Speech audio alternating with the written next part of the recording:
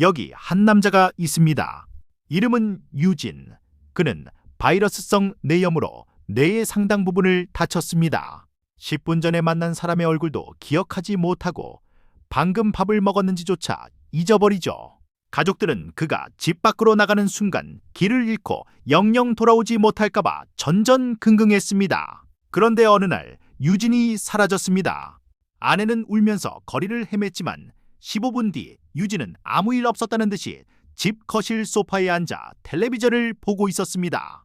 그는 혼자서 동네를 한 바퀴 산책하고 정확하게 집을 찾아 돌아왔던 겁니다. 지도는커녕 자기 집 주소도 말하지 못하는 그가 어떻게 집을 찾아왔을까요? 과학자들은 놀라운 사실을 발견했습니다. 기억을 담당하는 뇌 부위는 망가졌지만 습관을 담당하는 뇌 깊숙한 곳, 바로 기저액은 멀쩡했기 때문입니다. 유진의 뇌는 생각해서 길을 찾은 게 아닙니다. 그냥 몸이 기억하는 대로 습관대로 움직였던 것이죠. 이것이 바로 우리가 나이 들어서도 희망을 가질 수 있는 이유입니다. 건망증이 심해지고 체력이 예전 같지 않아도 괜찮습니다. 우리 뇌 속에 있는 이 습관 시스템을 잘 활용하면 우리는 죽을 때까지 건강하고 자동으로 굴러가는 삶을 살 수 있습니다. 오늘은 전 세계 베스트셀러 찰스 두이그의 습관의 힘을 통해 내 의지력과는 상관없이 내 몸을 건강하게 만드는 자동 성공 시스템, 습관의 비밀을 파헤쳐 보겠습니다. 선생님, 아침에 일어나서 치약 뚜껑을 열고 칫솔에 묻히는 과정을 일일이 생각하면서 하시나요? 아마 딴 생각을 하면서도 손은 저절로 움직이고 있을 겁니다. 우리 뇌는 참 게으르면서도 똑똑합니다. 에너지를 아끼려고 하기 때문이죠. 매번 모든 행동을 심각하게 고민하면 뇌가 과부하에 걸립니다. 그래서 자주 하는 행동은 기저액이라는 창고에 습관 덩어리로 묶어서 던져놓습니다. 그러면 뇌는 쉴 수 있거든요. 이것이 습관이 무서운 이유이자 고마운 이유입니다. 문제는 이 기저액이 좋은 습관과 나쁜 습관을 구별하지 못한다는 겁니다. 식사 후에 달달한 믹스커피 한 잔 마시는 것, 소파에 눕자마자 리모컨부터 찾는 것, 이것들도 내 입장에서는 그냥 저장된 프로그램일 뿐입니다. 그럼 이 강력한 습관은 어떻게 작동할까요?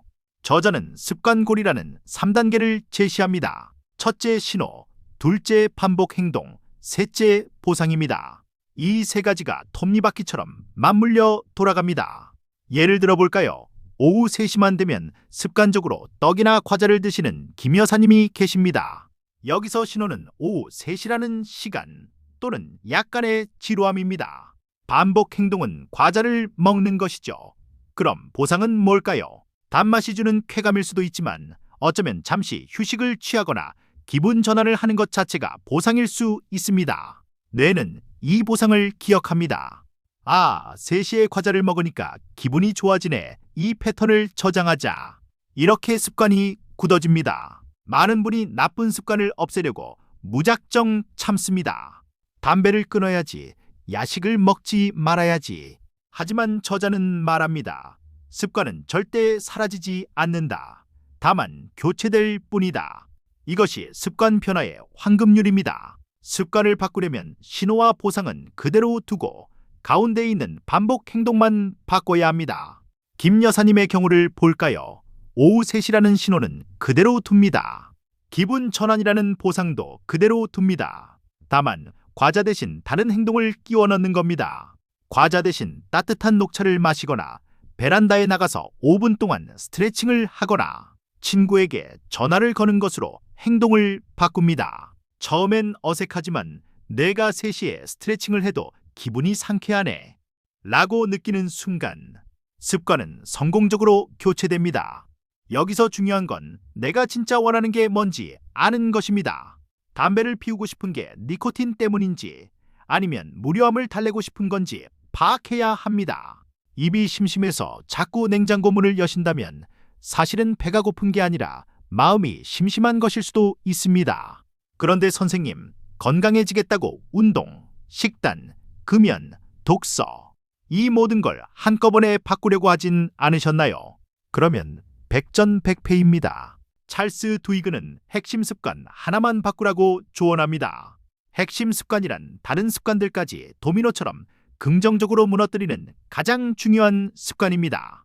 예를 들어 아침에 일어나서 이불 정리하기 같은 아주 사소한 것 말이죠. 겨우 이불 정리가 무슨 건강에 도움이 되냐고요. 아침에 이불을 개면서 나는 오늘 첫 번째 임무를 완수했다는 작은 승리감을 맛봅니다. 이 기분 좋음이 아침 식사를 좀 더 건강하게 먹게 하고 점심때 산책을 나가게 만드는 원동력이 됩니다. 책에 나오는 또 다른 예로 식사 일기가 있습니다. 다이어트를 하려는 사람들에게 거창한 운동 대신 그냥 먹은 것을 적기만 하라고 했습니다. 그랬더니 놀라운 일이 벌어졌습니다. 적다 보니 내가 무의식적으로 간식을 참 많이 먹는구나 깨닫게 된 거죠. 기록이라는 핵심 습관 하나가 식습관 전체를 바꾸는 신호탄이 된 것입니다. 선생님의 핵심 습관은 무엇인가요? 아침물 한 잔 아니면 하루 10분 걷기인가요? 그런데 습관을 만들 때 가장 큰 적은 작심삼일입니다. 의지력이 부족해서라고 자책하시죠. 하지만 의지력은 타고나는 성격이 아니라 팔다리 근육처럼 쓰면 쓸수록 피로해지는 자원입니다. 아침엔 의지력이 충만해서 건강하게 먹지만 저녁이 되면 하루 종일 의지력을 다 써버려서 야식의 유혹에 쉽게 무너지는 겁니다. 그래서 중요한 일, 힘든 습관은 의지력이 가득 찬 오전에 배치하는 게 유리합니다. 의지력이 바닥났을 때를 대비하는 방법도 있습니다. 책에서는 스타벅스 직원 교육을 예로 듭니다. 진상 손님이 와서 화를 돋우는 위기 상황에 어떻게 할지 미리 대본을 짜놓는 거죠. 우리도 마찬가지입니다. 무릎이 아파서 운동을 못 나가는 날엔 어떻게 하지? 미리 계획을 세워두는 겁니다. 비가 오거나 무릎이 아프면 집에서 앉아서 하는 체조 영상을 보겠다.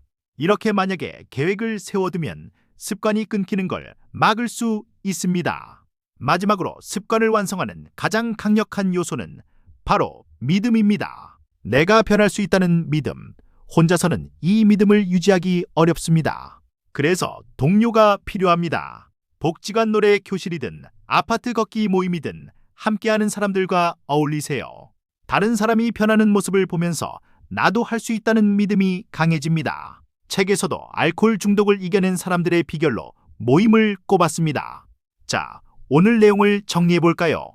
첫째, 우리 뇌는 습관을 기계적으로 반복하니 신호와 보상을 파악해야 한다. 둘째, 나쁜 행동만 쏙 빼고 좋은 행동으로 교체하라. 셋째, 이불 정리 같은 핵심 습관부터 시작하라. 지금 60대, 70대라고 해서 뇌가 굳어버린 게 아닙니다. 습관을 바꾸면 뇌는 다시 젊어집니다.